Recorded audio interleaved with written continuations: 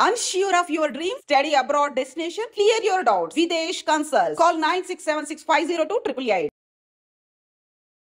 నమస్కారం, welcome to I dream. ధర్మ మార్గం విత్ విజిత కార్యక్రమానికి స్వాగతం.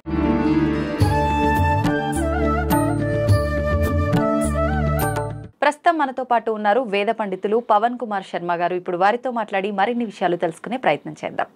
నమస్తే అండి. నమస్తే. ప్రస్తుతం మనం ఉన్నది క్రోధి నామ సంవత్సరం. నెక్స్ట్ మనం విశ్వవసునామ సంవత్సరంలో అడుగు పెట్టబోతున్నాం. ఎలా ఉండబోతోంది శ్రీ విశ్వవసునామ సంవత్సరం అంతా కూడా? ఏ రంగాల వాళ్ళకి ఎలా ఉండబోతోంది? పంచాంగ శ్రవణం ఉగాది అనగానే షడ్రుచుల కలయిక ఉగాది పచ్చడి, నిజంగా వీటన్నిటి గురించి తెలియజేయండి. వీటితో పాటు నిజంగా ఉగాది రోజు ఆచరించాల్సిన విధి విధానాలు ఏంటో తెలియజేయండి. శ్రీ మహాగణాధిపతయే నమః. ఉగాది అనేటటువంటిది మనకి తెలుగువారికి వచ్చేటటువంటిది మొట్టమొదటి పండుగ. అవునండి. అది చాలా ప్రత్యేకమైనటువంటిదిగా చెప్తారు. దీన్ని గతంలో యుగాది అని పిలిచేవారట. యుగాది అంటే యుగములన్నిటికీ కూడా ప్రారంభమయ్యేటటువంటిది అని అర్థం. బ్రహ్మగారు సృష్టిని ప్రారంభించినటువంటి రోజు అని అర్థం అన్నమాట. బ్రహ్మగారు సృష్టిని ప్రారంభించింది ఉగాది రోజున, అంటే చైత్రశుద్ధ పాడ్యమి రోజున. ఆయన వర్క్ మొదలు పెట్టారు ఈ యొక్క సృష్టి అంతా కూడా. అందుకని దీన్ని ఏమన్నారంటే యుగాది అన్నారనమాట. బ్రహ్మగారు పనిని ప్రారంభించినటువంటి రోజు. దీన్నే మనం సంవత్సరానికి ప్రారంభం రోజుగా మనం తీసుకొని మన యొక్క కార్యములన్నీ కూడాను ఉగాది నుంచి సంవత్సరం పేరు మారడం ఇట్లాంటివన్నీ మనం మొదలు పెడుతున్నాం. వచ్చేటటువంటి పేరు విశ్వావసు అనేటటువంటి పేరు. అది చాలా గొప్పదైనటువంటి పేరు. ఇదొక గంధర్వుడికి ఉన్నది ఈ పేరు. విశ్వావసు అనేటటువంటి గంధర్వుడికి ఈ యొక్క పేరు ఉన్నది. ఈ విశ్వావసు అనేటటువంటి గంధర్వుడికి ఈ పేరు ఉండడం వల్ల చాలామంది వివాహములు కానటువంటి వాళ్ళకి ఈ విశ్వావసు గంధర్వుడిని పూజించడం కూడా మనకు ఒక సంప్రదాయంలో ఉంది. అందువల్ల ఈ సంవత్సరం అంతా మనం కోరుకోవాల్సింది, ఎవరెవరికి వివాహములు కావాలో వాళ్ళందరూ కూడా ఈ సంవత్సరానికి వివాహం అయిపోయి చక్కగా వాళ్ళందరూ సుఖమైనటువంటి జీవనం చేయాలి. ఇది చాలా గొప్ప పేరు కలిగినటువంటి సంవత్సరం. ఇక ఇందులో మనం ఆచరించవలసిన విధి విధానాల గురించి మాట్లాడుకుంటే, ఉదయాన్నే మనం ఏ పండగ అయినప్పటికీ మనకి సనాతన ధర్మం చెప్పడం బ్రాహ్మీ ముహూర్తంలో నిద్ర లేవడం. ఎందువలన అంటే సూర్యోదయానికి తర్వాత నిద్ర లేచినటువంటి వారికి, సూర్యోదయాత్ పూర్వమే నిద్ర లేచినటువంటి వారికి ఉన్నటువంటి వ్యత్యాసాన్ని మనం ఏ శాస్త్రము మనకి చెప్పక్కర్లేదు, సహజంగా మనం అందరిలో గమనించవచ్చు. ఉదాహరణగా 5 గంటలకి లేచి కాసేపు వాకింగ్ చేసి 7 అయ్యేసరికి స్నానం కాఫీ కాస్త అవి పూర్తి చేసుకునే వాళ్ళ యొక్క మైండ్ సెట్ ఎలా ఉంది, 7:30 8 గంటలకి దుప్పటి తీసేటటువంటి వాళ్ళ యొక్క స్థితి ఎలా ఉంది అంటే వాళ్ళకి ఎప్పుడూ లేజినెస్గానే ఉంటుంది. అందుకనే మన పెద్దవాళ్ళు 7 8 గంటలకి రోగం వచ్చిన వాడు తప్ప అన్యులైనటువంటి వాళ్ళు, ఉత్సాహంగా ఉన్న వాళ్ళు ఎవరు కూడా పడుకోకూడదు అంటూ ఉండేవారు. నీకు కావాలంటే మధ్యాహ్నం పడుకో 1 గంట సేపు, కానీ 6 దాటిన తర్వాత 9 గంటల వరకు, అంటే సూర్యుడు వచ్చేటటువంటి ఆ సందర్భంలో కనుక నువ్వు పడుకున్నావు అంటే నీ ఖాతాలో నుంచి ఆ డే డిలేట్ అయిపోయినట్టు అర్థం. ఎందుకంటే ఇంకా ఆ రోజు ఏ పని కాదు. ఆ లేజినెస్ కంటిన్యూ అవుతూ ఉంటుంది అనమాట. మనకి 2ంటికే అదే మూడు ఉంటుంది, సాయంత్రం 6 గంటలకే అదే మూడు ఉంటుంది. నిద్ర లేవగానే తింటాం, తినంగానే మళ్ళీ మనకి నిద్ర వస్తుంది. అందువలన ఉదయం నిద్ర లేవడం మీద చాలా ప్రత్యేకమైన విభాగాన్ని చెప్పారు. మన సైన్సు, మన యోగా, మన ఆరోగ్య సూత్రములు అన్నీ అవే మాటలు చెప్తున్నాయి. అందుకని ఉగాది రోజు చేయాల్సిన మొట్టమొదటి పని ఏంటి? మిగతా రోజుల్లో ఎప్పుడు లేచినా లేవకపోయినా కనీసం ఉగాది రోజైనా అట్లీస్ట్ మనం బ్రాహ్మీ ముహూర్తంలో లేవడం. కనీసం 5:30 కన్నా, బ్రాహ్మీ ముహూర్తం 4 గంటలకి, సూర్యుడు వచ్చే ముందర లేవడం అంటే కనీసం 5:30 కన్నా నిద్ర లేస్తే ఆ రోజు కూడా ఒంటికి నూనె రాసుకొని అభ్యంగన స్నానం అంటాం మనం. అభ్యంగన స్నానం చేస్తే అలక్ష్మి పరిహారం జరుగుతుంది. అంటే ఏదైతే చెడు ఉన్నదో, నెగిటివ్ ఏదైతే ఉందో అదంతా వెళ్ళిపోతుంది. అది పెద్దలు మనకి నూనె మాడికి కొంచెం ఒంటికి నూనె రాస్తే అది ఇంకా చలవ అని చెప్తారనమాట.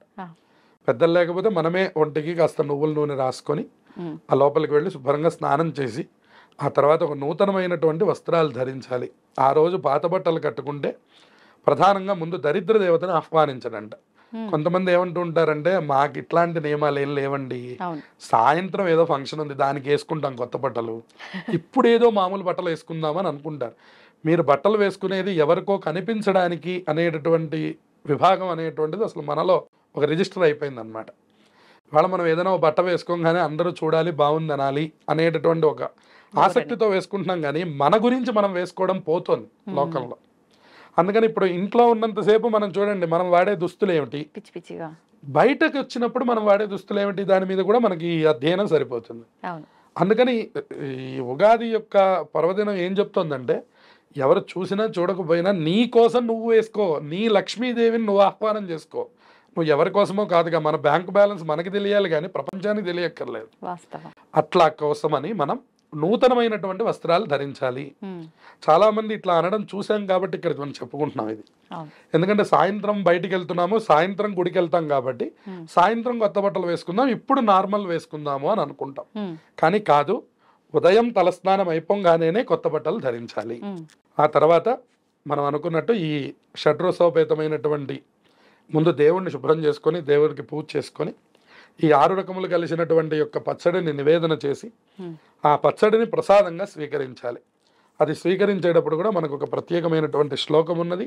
ఆ శ్లోకం చెప్తూ గనక మనం గనక తీసుకున్నట్లయితే సంవత్సరం మొత్తం కూడా మనకి ఆరోగ్యాన్ని ప్రసాదించమని ఆ శ్లోకంలో అర్థం ఉన్నది. ఆయుర్వృద్ధి కరం తస్మాత్ నింబకందళ భక్షణం అని. ఇది ఆయుష్ని వృద్ధి చేస్తుంది అన్నమాట, తేజస్సుని వృద్ధి చేస్తుంది. ఈ 6 రకములు కూడా మనకి లోపల ఉన్నటువంటి 6 గుణములకు సంకేతం. ఈ 6 గుణములు కూడా మనకి ఎప్పుడెప్పుడు ఎంతెంత కావాలో అంతంత కావాలి. ఇవాళ మనకి ఏ గుణం లేకపోయినా మనం ఫెయిల్ అయిపోయినట్లే. మనకు కాస్త కోపం లేకపోతే ప్రయోజనం లేదు, మనకు అసలు శాంతం అనేటువంటిది లేకపోయినా ప్రయోజనం లేదు. అన్ని రకములు మనుష్యుడికి అవసరం. అది గుర్తు చేయడమే ఈ షడ్రసోపేతమైనటువంటి ప్రసాదం మొట్టమొదట తీసుకోవడం. ఆ తర్వాత మనం దేవతార్చన చేసుకొని మామూలుగా దేవుడికి పూజ, ఆ రోజు ఎవరికి ఏది చేతనైతే ఆ పిండి వంటలు తీసుకోవడం. మొట్టమొదటి పని ఇప్పుడు ఈ సంవత్సరం నుంచి చేయవలసింది ఏమిటంటే, అందరూ కూడా ముందు వాళ్ళ తల్లిదండ్రులకి నమస్కారం చేయడం. అన్ని గుళ్ళకు వెళ్ళినటువంటి ఫలితం ఇది మనం అందరం తెలుసుకోవాలి. ఖచ్చితంగా తల్లిదండ్రులు పెద్దవాళ్ళు ఎవరైతే ఇంట్లో ఉన్నారో అందరికీ ముందు చిన్నవాళ్ళు వాళ్ళకంటే పెద్దవాళ్ళు ఎవరైనా సరే, ఉదాహరణకి 2 పిల్లలు ఉంటే ఇక్కడ తమ్ముడు ఉన్నాడు అనుకోండి, అన్నయ్య గారికి దండం పెట్టాలి. లేదా తమ్ముడు ఉంటే అక్కయ్య ఉంటే అక్కయ్యకి దండం పెట్టాలి. ఆ అక్కయ్య తమ్ముడు కలిసి వెళ్ళి తల్లిదండ్రులకి దండం పెట్టాలి. ఈ పిల్లలిద్దరూ ఈ తల్లిదండ్రులిద్దరూ వెళ్ళి వాళ్ళ తల్లిదండ్రులకి దండం పెట్టాలి. ఇలా ఒక రకమైనటువంటి యొక్క ఆనందకరమైనటువంటి సన్నివేశంలో ఈ ఉగాదిని కనుక మనం ప్రారంభిస్తే, ఈ తొలి రోజున మనం తీసుకునేటటువంటి ఆశీర్వచనాలు ఈ సంవత్సరం మొత్తానికి మనకి బలాన్ని ఇస్తాయి. అందువలన ప్రధానంగా తల్లిదండ్రుల్ని పూజించుకోవడం. ఆ తర్వాత మన కులదేవత ఆరాధన ఏమిటి అంటే, మనం ఏ దేవుణ్ణి నిత్యంగా పూజిస్తున్నాము. ఉదాహరణకి ఒకళ్ళకి వెంకటేశ్వర స్వామి అనుకోండి, ఆ రోజు ఉదయం కుదిరితే ఉదయం లేదా సాయంత్రం కుదిరితే సాయంత్రం తప్పకుండా వెళ్ళి మన ఇష్టమైనటువంటి దేవతారాధనని ఆ రోజు చెయ్యాలి. ఆ దేవతల యొక్క ఆశీర్వచనం కూడా మనం తీసుకోవాలి. ఒకళ్ళకి శివాలయం అంటే చాలా ఇష్టం అనుకోండి, శివాలయానికి వెళ్ళాలి. ఆంజనేయ స్వామి వారి మీద ప్రీతి అయితే ఆంజనేయ స్వామి గుడికి వెళ్ళాలి. అలా ఎవరు ఏ దేవతని నిరంతరం పూజిస్తూ ఉన్నారో ఆయా దేవతల యొక్క ఆశీర్వచనం కూడా ఆ రోజు తీసుకోవాలి. అంతేకాకుండా ఈ పంచాంగ శ్రవణం అనేటువంటిది అది చాలా ముఖ్యమైనటువంటిది. పంచాంగ శ్రవణం అనేటటువంటిది మనకు 5 అంశములను తెలియజేసేదాన్ని పంచాంగ శ్రవణం అంటారు. తిథి, వారము, నక్షత్రము, యోగము, కరణము అని. తిథి వారాలు మనందరికీ తెలుసు. ఇవాళ మనం ఉదాహరణకి శుక్రవారం అని చెప్పుకోవాలి, గురువారం అని చెప్పుకోవాలి అని అన్నా కూడా మనం క్యాలెండర్ వైపు చూస్తాం మనం. అంటే అర్థం ఏమిటంటే వారం అని. ఇది ఒక్కొక్క దానికి ఒక్కొక్కమైన ఫలితం ఉందిట. అందుకని పంచాంగం వినమంటారు. తిథైశ్చ శ్రియమాప్నోతి అన్న. తిథి కనుక తెలుసుకున్నట్లయితే రోజు మనకి డబ్బు శ్రియం కలుగుతుందిట. వారాత్ ఆయుష్యవర్ధనం, వారం కనుక తెలుసుకున్నట్లయితే ఆయుష్ పెరుగుతుంది. నక్షత్రాత్ శమయతే పాపం, నక్షత్రం కనుక తెలుసుకున్నట్లయితే పాపం పోతుందిట ఆ రోజు. యోగాత్ రోగ నివారణం, యోగం వల్ల రోగం నివారణ అయిపోతుంది. కరణాత్ కార్యసిద్ధించ పంచాంగం ఇది లక్షణం అని చెప్పాడు. ఈ కరణం కనుక తెలుసుకున్నట్లయితే ఆ రోజు కార్యసిద్ధి కలుగుతుంది. మనకి పనున్నా లేకపోయినా ఇవాళ బోల్డ్ అన్ని యాప్స్ వచ్చాయి మనకి. కనీసం దాంట్లో ఈ 5 ఏంటి, ఓహో ఇవాళ గురువారం, ఓహో ఇవాళ పాడ్యమి తిథి, ఇవాళ ఆశ్లేష నక్షత్రం, ఇలా ఇవన్నీ చూసుకున్నా కూడా ఉత్తమమైన ఫలితాలు వస్తాయట. అందువల్ల చాలామందికి ఇది కుదరదని కనీసం ఉగాది రోజైనా ఇది వినండి అయ్యా మొదటి రోజు, తర్వాత సంగతి తర్వాత. ఎట్లా అయితే మనం మొదటి రోజున అన్నీ బాగా చేస్తాం, పెళ్లి రోజున అత్యంత ప్రేమగా ఉంటాం, తర్వాత సంగతి తర్వాత. అట్లా ఇది కూడా కనీసం మొదటి రోజైనా మీరు పంచాంగం యొక్క విధానాలు తెలుసుకోండి, మీ రాశి ఫలితాల గురించి తెలుసుకోండి. అలాగే ఈ సంవత్సరంలో ఏదైనా ఒక మార్పుని తప్పకుండా స్వీకరించండి ఆ రోజు. ఇప్పుడు మీరు ఈ నిత్యంలో ఉన్నటువంటి విషయం మీద నుంచి ఇంకొంచెం గ్రోత్ అవ్వడానికి, ఉదాహరణకి నేను ఈ సంవత్సరం నుంచి 1 గంట ఫోన్ వాడడం తగ్గిస్తాను అనుకోండి, అది ఎంతో ఆరోగ్యం, అది ఎంతో టైం మీకు ఇచ్చినట్లు అనమాట. సో మనం ఫోన్కి ఇస్తున్నంత టైము మనం మన కుటుంబ సభ్యులకి ఇవ్వట్లేదు, మనం మన ఏ రకమైనటువంటి పనులకు కూడా ఇవ్వట్లేదు. మన టైం అంతా మనం ఫోన్కి ఇస్తున్నాం. అది ఆదాయ మార్గం అయితే సంతోషమే, కానీ అది ఆదాయ మార్గం కూడా కాదు, సమయం వృధా చేయడం అవుతుంది. అందువలన నేను ఊరికనే ఫోన్ అనేటటువంటి మాట చెప్పాను, కానీ మీరు ఏదైనా ఒక అంశాన్ని ఒక ఛాలెంజ్గా తీసుకొని ఈ సంవత్సరంలో తప్పకుండా ఇది సాధించాలి అనే నియమం పెట్టుకొని తప్పకుండా ఆ రోజు ఆ పనిని చేసి అక్కడి నుంచి కంటిన్యూ చేసే ప్రయత్నాన్ని చేయండి. ఉదాహరణకి రాత్రిపూట భోజనం మానేస్తాను అని అనుకోవచ్చు, ఉదాహరణకి నేను రోజు ఒక 2 గంటలు వాకింగ్ చేస్తాను అనుకోవచ్చు. ఇలా ఏదైనా ఒక కొత్త ఉపయోగపడేటటువంటి ఒక కొత్త ప్రకరణాన్ని ప్రతి వయస్సు వాళ్ళు ప్రారంభం చేయాలి. దాని ద్వారా ఈ సంవత్సరం అంతా కూడా మీకు ఆయుష్, ఆరోగ్యము అన్నీ కూడా మారుతాయి. మనలో మార్పు ఏం జరిగింది అని మన ప్రశ్న వేస్తే, మనలో మార్పు ఏవో గ్రహాలు తీసుకొస్తాయో, నక్షత్రాలు తీసుకొస్తాయో అని మీరు అనుకోవద్దు. మీరు అనుకొని చేయడం మీరు మొదలు పెట్టారా, మొదలు పెట్టలేదా? అప్పుడు మళ్ళీ నేను అనేటటువంటి మాట మీరు ఎలా మాట్లాడతారు? మనం ఏదైనా ఒక టాపిక్ అనుకొని నేను సెల్లు రేపటి నుంచి రాత్రిపూట పడుకునే ముందర చూడను అని మీరు అనుకున్నారనుకోండి, ఆ పనిని మీరు 2 రోజులు చేయలేకపోయారు అంటే మీరు ఫెయిల్ అయినట్టు అర్థం. మీరు ఇంకొక చోటుకు వెళ్ళినప్పుడు, ఏమండి నేను ఎంత గొప్పవాడినో తెలుసా అని మీరు ఎలా మాట్లాడతారు? అప్పుడు మీకు పక్కన ఈ క్వశ్చన్ ఉంటుంది.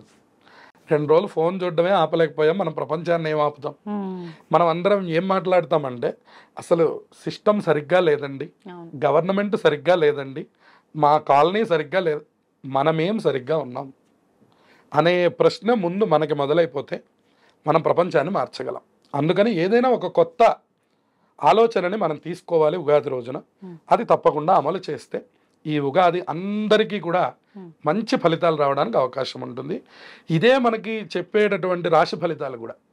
రాశి ఫలాలు ప్రత్యేకంగా చెప్పడానికి గల కారణం ఏమిటంటే, అందరం సనాతన ధర్మం వైపుకి నడవడం, అందరం కనీసం రోజుకొకసారైనా దేవాలయాన్ని సందర్శిస్తాను, లేదు నెలలో నాకు 50,000 రూపాయల జీతం, 1,000 రూపాయలు మా కాలనీలో ఉన్నటువంటి దేవాలయానికి ఇస్తాను, 49,000 నావేగా, 1,000 రూపాయలు ఒక మంచి కార్యం కోసం నేను ఖర్చు పెట్టనా? అది దేవాలయం అనే కాదు, ఒక అనాథాశ్రమానికి ఇవ్వండి, ఒక పిల్లల్ని చదివించడానికి ఇవ్వండి, మీ ఇంట్లో మీ దగ్గర పనిచేస్తున్నటువంటి వాళ్ళ యొక్క పిల్లల చదువులకు ఇవ్వండి. దేవతలనే నమ్మాలి అని నేనేం చెప్పడం లేదు. ఏదో ఒక నిమిత్తంగా ఒక ఆలోచనని తీసుకొని తప్పకుండా అమలు చేస్తే తప్పకుండా ఈ మార్పు, ఉగాది అనేటటువంటి సంవత్సర మార్పు ఏదైతే ఉందో అది మన జీవితంలో కూడా మార్పును తీసుకొచ్చి అందరికీ మంచి జరగడానికి అవకాశం ఉంటుంది. మామూలుగా ప్రతి ఒక్కరు కూడా మానవులు వాళ్ళ ఇష్ట దైవం ఎవరో ఒకరు ఉంటుంటారు. ఫర్ ఎగ్జాంపుల్ శివుణ్ణి తీసుకుందాం. ఒక భక్తుడు చాలా ఎక్కువగా శివుణ్ణి ప్రేమిస్తుంటాడు, అభిమానిస్తుంటాడు, పూజిస్తుంటాడు. కానీ ఆయన అనుకున్నది నెరవేరకపోయినా, లేదు అంటే ఎంతసేపు నేను ఎన్ని పూజలు చేసినా నా శివయ్యకి, నేను ఇదే ఇబ్బందుల్లో ఇంకా ముందుకెళ్తున్నా కానీ ఒక్కటి కూడా నాకు తగ్గినట్టుగా అనిపించట్లేదు, ఇంకా రోజు రోజుకి ఇబ్బందుల్లో కూరుకుపోతున్నా, అసలు నిజంగా ఈయన దేవుడేనా అని చెప్పి అలా శివుణ్ణి నిందించే వాళ్ళు కూడా చాలా మంది ఉన్నారు. ఇష్టదైవం అనేది పక్కన పెట్టేస్తారు. ఒక మనిషిని మనిషి ఎలా తిట్టుకుంటారో అలా తిట్టేస్తుంటారు. నువ్వు దేవుడివే కాదు, నువ్వు అట్లా ఇట్లా ఇలా తిడుతూ ఉంటారు, ద్వేషిస్తూ ఉంటారు. నిజంగా దేవతా శాపం అనేది తగులుతుంది అంటారు. ఇటువంటి సందర్భాల్లో శివుణ్ణి ద్వేషిస్తే ఏదైనా తప్ప, ద్వేషం అనేది నిజంగా శాపంగా మారే అవకాశం ఉందా? దాని గురించి తెలియజేయండి. తప్పకుండా ఉంది. శ్రీ మహాగణాధిపతయే నమః, శివాయ గురవే నమః. ఈశ్వరుడి గురించి చెప్పాలి అంటే మనకు ఒక ఎపిసోడ్ మనకు సరిపోదు. అందులో మనం శివద్వేషం అనే టాపిక్ గురించి మాట్లాడుతున్నప్పుడు మనకి మొట్టమొదట అందరికీ తెలిసినటువంటి టాపిక్ ఏంటంటే దక్షయజ్ఞం. దక్షయజ్ఞం యొక్క మెయిన్ అజెండానే శివద్వేషం. ఆ శివుడు రాకుండా నేను యజ్ఞం చేస్తాను అని దక్ష ప్రజాపతి మొదలుపెట్టాడు. అది ఏం జరిగిందనేది మనందరికీ తెలుసు. దాని యజ్ఞం అంతా ధ్వంసమైపోయింది. దక్ష ప్రజాపతి యొక్క తలకాయ వెళ్ళి పక్కన పడిపోయింది. సతీదేవి సశరీరంగా వెళ్ళిపోయి ఆవిడ శరీర భాగం అంతా 18 చోట్ల పడడం, ఇవన్నీ మనకి 18 శక్తిపీఠాలుగా మారడం, ఇవన్నీ మనకి తెలుస్తున్నాయి. దీనికి మూలం ఏం జరిగింది అంటే కనుక శివద్వేషం ప్రారంభమైంది. ఎందుకని అంటే అహంకారం వల్ల దక్ష ప్రజాపతి నన్ను గౌరవించట్లేదు, ఆ శ్మశానవాసినే అందరూ గౌరవిస్తున్నారు అని మొదలుపెట్టారు. మొదలుపెట్టి ఆయన ఏమనుకున్నాడంటే నాకు భూషణాలు ఉన్నాయి, నాకు శాపాన్ని అనుగ్రహించే శక్తి బ్రహ్మగారు నన్ను సృష్టించి నాకు ఇచ్చేశాడు, 27 నక్షత్రాలని నేనే కన్నాను, 27 నక్షత్రాలకి తండ్రి దక్ష ప్రజాపతి, కాబట్టి ఇన్ని విధానాలు నా దగ్గర ఉంటే నన్ను గౌరవించకుండా శివుణ్ణి అందరూ గౌరవించడం ఏమిటి అని ఆయనకి ఒక ద్వేషం కలిగింది. ఇది లోకంలో చాలా మందికి కలుగుతూ ఉంటుంది. నేను ఇంత డాక్టర్ని, లేదా నేను ఇంత లాయర్ని, లేదా నేను ఇంత చదువుకున్నవాడిని, లేదా నాకు ఇంత పరపతి ఉంది, నన్ను గౌరవించడం ఏమిటి అని అనిపిస్తుంది. గౌరవం అనేటటువంటిది మనం కోరుకుంటే వచ్చే అంశం కాదు, అది మనం మొట్టమొదటి తెలుసుకోవాలి. ఇక మనం శివద్వేషం అనే మాట మాట్లాడినప్పుడు, శివద్వేషం కలిగితే శివుడికి ఎప్పుడూ కోపం రాదు, బాగా గుర్తుపెట్టుకోవాలి. శివుడికి కోపం వచ్చిన వాడి మీద ఆయన అనుగ్రహం చేశాడు, అసలు పూజించను అన్నవాడి మీద అనుగ్రహం చేశాడు. ఉదాహరణకి మీకు మంజునాథ సినిమా కనపడుతూ ఉంటుంది. అందులో ఆ మొట్టమొదటి భక్తుడు పాపం తిట్టి ఏదో పాపం తోలనాడుతుంటే, మీరు పరమభక్తుడు అని చెప్పారు, ఇతని గురించేనా అని పార్వతీదేవి అడుగుతూ ఉంటుంది. నువ్వు ఆ వేచి చూడు, భక్తి అంటే ఏమిటో నీకు చూపిస్తాడు అతను అంటుంది. అట్లా కొన్ని సన్నివేశాలు మనకు కనపడుతూ ఉంటాయి. అందుకని పరమశివుడికి ఒకప్పుడు కోపం అని కానీ, ఒకప్పుడు ఆనందం అని కానీ, రెండు ఆయన దగ్గర లేవు. అందుకనే ఆయన శ్మశానంలో ఉండడానికి కారణం అది. ఎందుకంటే ఆయన ఎప్పుడు ఆయన స్థాయిని ఆయన ఊహించుకొని ఉండుంటే, ఆయన కైలాసం అనేటటువంటిది కాకుండా ఒక పెద్ద ప్రాకారంలో బ్రహ్మాండంగా ఉండాలి. ఆయన ఒక్కగానొక్కటి కట్టుకున్నట్ట, అది రావణ బ్రహ్మ తీసుకున్నాడు. ఆయన అసలు పార్వతీదేవి అన్నదిట, అందరూ మనల్ని భస్మసింహాసనం అని, మీరేదో ఏనుగు తోలు కట్టుకుంటారని ఎందుకు అనాలి, మనం ఒక భవన నిర్మాణం మనం చేయలేమా అని అడిగారు. ఎవరు అడిగారు? పార్వతీదేవి పరమేశ్వరుణ్ణి అడిగిందట. అడిగేసరికి ఆయన ఏం చేశాటంటే, అసలు ఈ ప్రపంచానికి ఒక అవతల పక్కగా మనం వెళ్ళి మన మందిరాన్ని నిర్మాణం చేద్దాం. అందుకని నువ్వు ఊహిస్తే విశ్వకర్మ అనేటటువంటి దేవతల యొక్క బిల్డర్ ఒక ఆయన ఉండేవాడు. ఆయనకి నీ యొక్క ప్లాన్ కనుక చెప్పినట్లయితే శుభ్రంగా నిర్మాణం చేసి ఇచ్చేస్తాడు అని చెప్తే, పార్వతీదేవి తన యొక్క ఊహతో మొత్తం మీద బ్రహ్మాండమైనటువంటి నిర్మాణం జరిపించింది ఆ రావణాసురుడు విశ్వకర్మతో. రావణాసురుడు పౌరోహిత్యానికి వచ్చి ఆ భవనం అంతా చూశాడు. పురోహితుడికి సహజంగా ఏదైనా దక్షిణ ఇవ్వాలి, వాళ్ళు సంతోషపడేటట్టుగా అని మనకి ధర్మశాస్త్రం చెప్తున్నది. ఆయన అడిగాడు, ఈ భవనమే నాకు కావాలి అని అడిగాడు. వెంటనే పార్వతీ పరమేశ్వరులు చూసుకొని, ఓ మనకి ఇది ప్రాప్తం లేదు, అందున బ్రాహ్మడు అడిగాడు. ఇవాళ మనం ఇక్కడ ఇంకొక చిన్న విషయాన్ని మనం ఇక్కడ మాట్లాడుకోవాలి. ఇవాళ మన పిల్లలకి ఇవన్నీ కూడా అందట్లేదు. మొన్న వచ్చినటువంటి ఆదిపురుషు అనేటటువంటి చిత్రంలో కూడా రావణాసురుణ్ణి ఒక మాంసం తినేవాడిగాను, ఏదో పెద్ద గద్ద వాహనమును దానికి ఏదో మాంసం పెట్టడం, ఇవన్నీ కూడా చూపించారు. ఆయన శుద్ధమైనటువంటి బ్రాహ్మణుడు. ఆయన నిద్రలేస్తే సంధ్యావందనం చేసుకోవడం, శివారాధన చేయడం, ప్రతిరోజు కూడా సముద్ర తీరానికి వెళ్ళి సైకతం అనేటటువంటి లింగాన్ని చేసి దానికి పూజ చేసేవాడు అనమాట రావణ బ్రహ్మ. అందుకని ఆయన రావణ బ్రహ్మ అంటూ ఉంటారు ఆయన్ని. ఆయన అంత గొప్పవాడు అనమాట.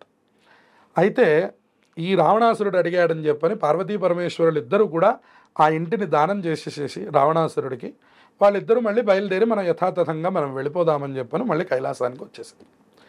ఇక్కడ మనం శివద్వేషం అనే మాట మాట్లాడినప్పుడు, శివద్వేషం కలిగినప్పుడు శివుడికి కోపం రాదు, కానీ చుట్టూ ఉండే ప్రమథగణాలు ఊరుకో. అందుకని శివుడు ఎప్పుడైతే సతీదేవికి దగ్ధమైందనేంత వరకు ఆయనకు కూడా కోపం రాలేదుట. ఓ సతీ నువ్వు వెళ్ళొద్దు అని చెప్పాడు ఆయన. అంటే లేదు పుట్టింటి వారి దగ్గరికి పిలవకపోయినా కూడా వెళ్ళొచ్చు అని మనకి ధర్మశాస్త్రం ఉంది, కాబట్టి నేను వెళుతున్నాను అన్నది ఆవిడ. నువ్వు వెళ్తే ఇబ్బంది పడతావు అన్నారు. అవసరం లేదు, అయినా నేను వెళ్తాను, నా అక్క చెల్లెళ్ళు అందరూ వచ్చారు, నేను వెళ్ళకపోవడం ఏంటి, మా నాన్న హడావిడిలో పిలవలేదేమో నన్ను, కాబట్టి నేను వెళుతున్నాను, అయితే వెళ్ళు అని చెప్పాను. వెళ్ళారు. వెళ్ళేసరికి ఆ ఘోరమైనటువంటి అవమానం జరిగింది. ఎప్పుడైతే సతీదేవి కాలు రాసి భస్మం ద్వారా మనకి శరీరాన్ని అర్పణం చేసిందో, అప్పుడు పరమశివుడు ఉగ్రుడైపోయినాడు. ఆయన ఉగ్రుడైపోయి తన జటని తీసి భూమికి వేసి కొట్టంగానే వీరభద్రుడు ఉద్భవించాడు. ఆ వీరభద్రుడు ప్రమథగణాలన్నీ కూడా వెళ్ళి ఒక్కొక్కళ్ళకి ఒక్కొక్క గాయం చేశాయి. ఏమిటి? సూర్యభగవానుడికి మూతి మీద గుద్దారట, ముందు ఉన్నటువంటి పళ్ళన్నీ ఊడిపోయినాయి. సరస్వతీదేవి ఆ సభలో ఉన్నందుకు గాను ఆ ప్రమథగణాలు వెళ్ళి ఆవిడ యొక్క పళ్ళను తీసేశారు. అందుకనే ఆవిడకి పాల పాయసం నివేదన పెడతారు. సరస్వతీదేవికి పళ్ళు లేవు, సూర్యభగవానుడికి పళ్ళు లేవు, అందుకనే పాయసం ఎక్కువగా నైవేద్యం పెడతారు వాళ్ళకి. అలాగే ఒక్కొక్కళ్ళకి కూడా ఒక్కొక్క రకమైనటువంటి శిక్షలు వేశారు. ఆఖరికి మహావిష్ణువు బ్రహ్మగారితో సహా శిక్షలు పడ్డాయి ప్రమథగణాల ద్వారా. ఎందుకంటే శివుడు లేనటువంటి సభలోకి మీరందరూ వెళ్ళి కూర్చున్నారు, దాని గురించని మీరందరూ శిక్ష అనుభవించాలి అని ఈశ్వరుడేమో కైలాసంలో నృత్యం చేస్తున్నాడు, ప్రమథగణాలన్నీ కూడా ఆ యజ్ఞశాల దగ్గరికి వచ్చి వీళ్ళందరినీ ధ్వంసం చేశాయి. తర్వాత పరమశివుడు అక్కడికి వచ్చి ఒక్కటే మాట చెప్పాడు, మీరు ఇంత బీభత్సాన్ని సృష్టించడానికి ఈ యజ్ఞం పెట్టారు, ఈ యజ్ఞం చేయడం నాకేం ఇబ్బంది లేదు, ఈశ్వరుడు లేకుండా యజ్ఞం కూడా చేయవచ్చు, కానీ ఈ బీభత్సానికి కారణం నువ్వయ్యావు దక్ష ప్రజాపతి. నువ్వు యజ్ఞం చేసింది లేదు కానీ పాపం తెచ్చుకొని శరీరం మీద పెట్టుకున్నావు, అందుకని నీకు తెగి తల అగ్నిహోత్రంలో పడిపోయి భస్మం అయిపోయింది. ఇప్పుడు నీకు ఆ తల నేను ఇవ్వలేను, నీకు మేక తలకాయని ఇస్తున్నాను. మేక అంటే ఒక తక్కువ జాతి అని అర్థం అన్నమాట. అందువలన మేక తలకాయని నీకు ఇస్తున్నాను అంటే నింద అన్నమాట, తల మీద నింద ఉన్నవాడు అని అర్థం. అందుకని అక్కడి నుంచి దక్ష ప్రజాపతి మేక యొక్క శిరస్సుతో ఆ దక్ష ప్రజాపతిని కొన్నాళ్ళు ఆయన అనుగ్రహం చేశాడు అట్లా. అందువలన ఇక్కడ మనకి తెలుస్తున్నది ఏమిటి అంటే, శివనిందను గనక చేసినట్లయితే ఆ ప్రాంతం ప్రాంగణం ప్రమథగణాల ద్వారా ధ్వంసం అయిపోతుంది అని అర్థం అన్నమాట.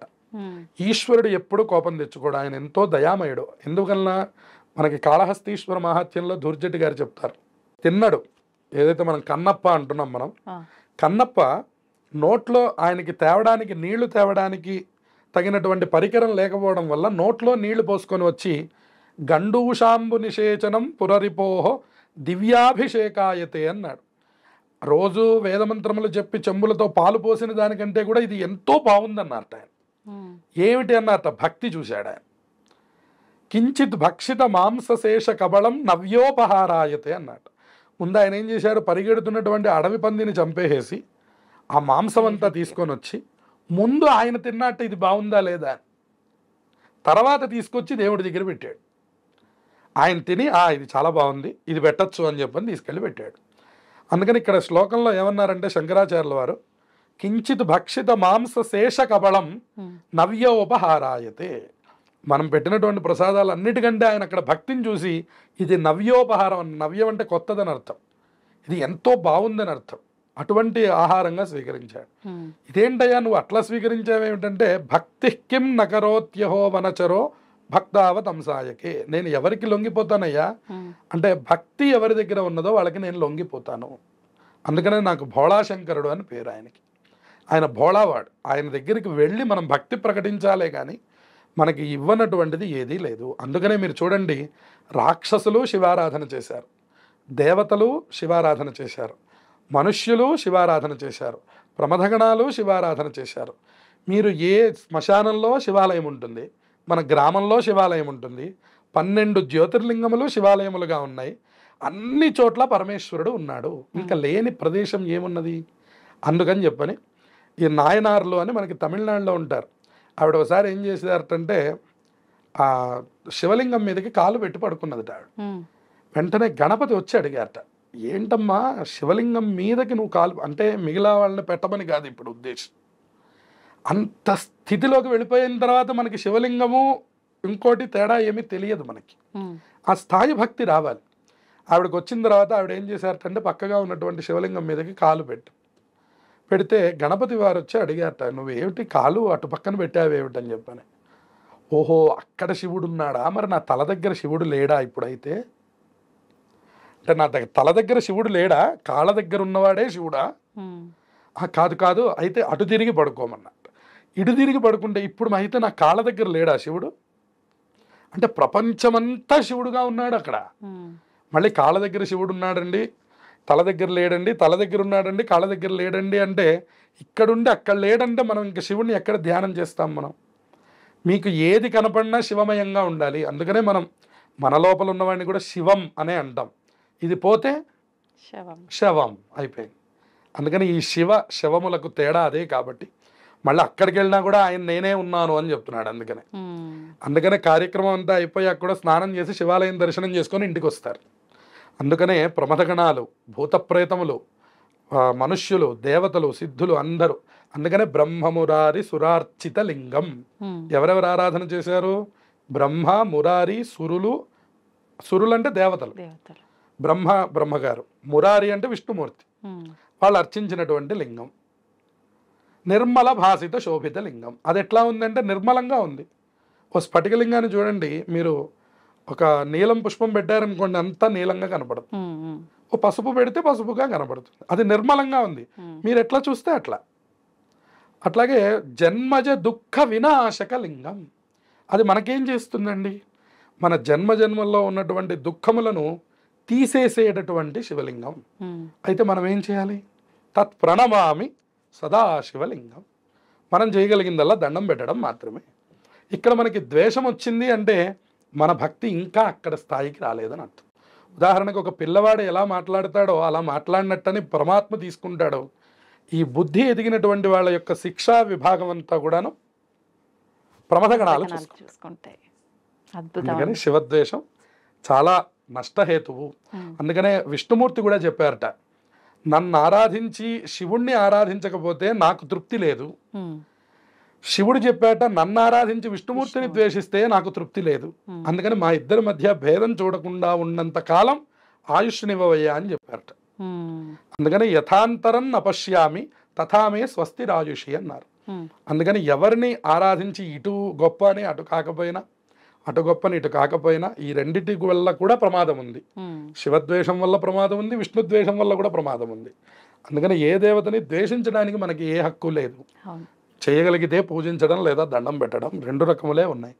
లేదా ప్రమథగణములు మనల్ని ఇబ్బంది పెడతాయి. శివుడు దయామయుడు, ఆయన ఎప్పుడు మనల్ని అనుగ్రహిస్తూనే ఉంటాడు.